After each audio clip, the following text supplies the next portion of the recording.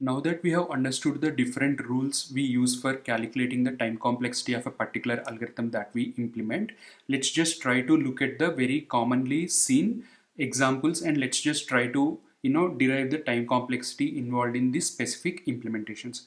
So here I am writing the pseudocode of a particular logic implementation, which is almost like a programmatic implementation only. Anyway, let's just dive on to the very first time complexity analysis, which is nothing but constant time complexity analysis. Here I have written a function called add two numbers, which will basically take two numbers in the variables a and b, and it will try to create a third variable called sum, and it will simply assign sum of a and b to that sum variable. In the end it will simply print, and it will complete its execution at this point of time.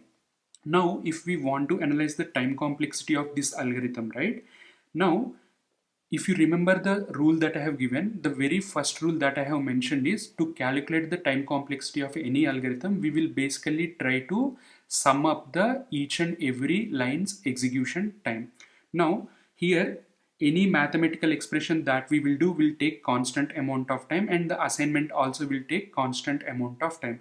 As a result, the very first line of code that we have here will take the constant amount of time for execution, and printing is also going to take constant amount of time.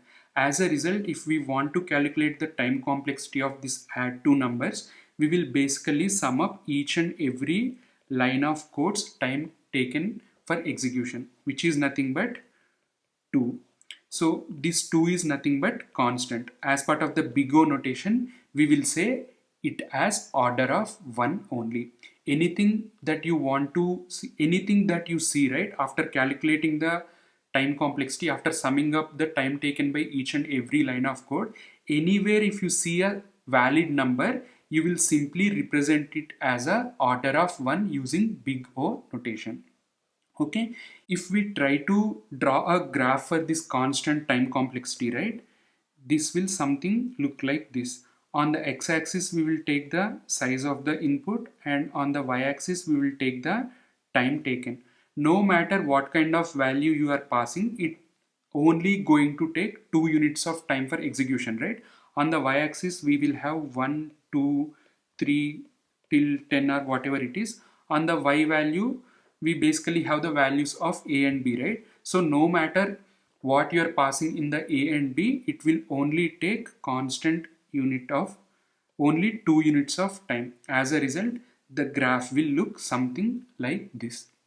Okay, so that is the constant time complexity calculation for an algorithm that we have implemented in the add two numbers implementation. And the second type of time complexity that we will often see is linear time complexity. What do I mean by linear time complexity? Is basically as the input size increases, the time taken by the algorithm also increases linearly.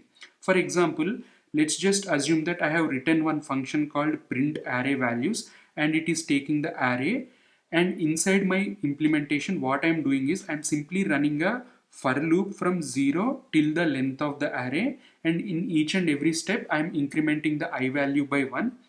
In the for loop I am trying to print the sum of array of I plus 10. I am trying to assign it to a variable sum, and in the end I am printing it. Basically, for every value that I have in the array, I am trying to add 10 and I am printing it. Now let's just try to analyze the time complexity of this algorithm. If you remember the rule that I have given, right, any iterative statement's time complexity, if we want to calculate, it is equal to the number of times that iterative statement is running.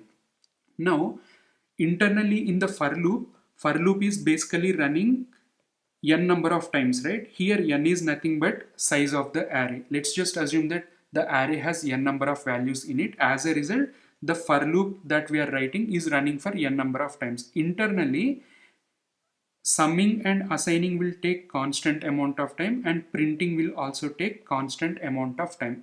So if we want to calculate the time complexity of these print array values, right, first we need to sum up. So for loop is running n times.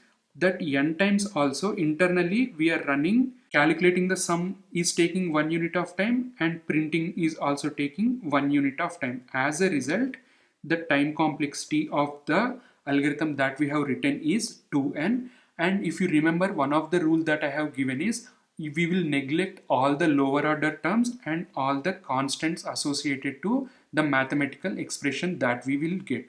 That's why we will say the time complexity of this will be n units, which is nothing but order of n using big O notation. Okay, all you have to remember here is the amount of time taken by the iterative statements will be equal to the number of times they are running, and internally in the for loop we are running two statements. These two statements will take 2 units for execution. As a result, the overall for loop will take 2n units of time, and we will neglect all the constants and lower order terms. That's why 2 will be neglected. As a result, the overall time complexity will be order of n. Now, if we try to draw a graph for this, right, on the x-axis, let's just take the input size, and on the y-axis, let's just take the time taken. Let's just say if the array that I'm passing has no values at all, in that case, it will take 0 units of time. If I say 1, 2, 3, 4, 5, 1, 2, 3, 4, 5, 6, 7. Okay, x and y axis scales like we have like this. Now, if the array that I'm passing has no values at all, that means array size is 0. Obviously, our execution will also take 0 units of time.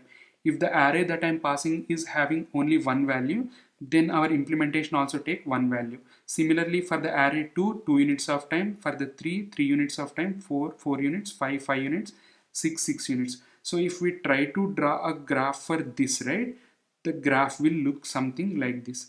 So this is nothing but the amount of time taken by the algorithm is linearly increasing with the increase in the input size of the array. That is nothing but linear time complexity of an algorithm. Now we have understood and drawn the graphs for constant time complexity as well as the linear time complexity.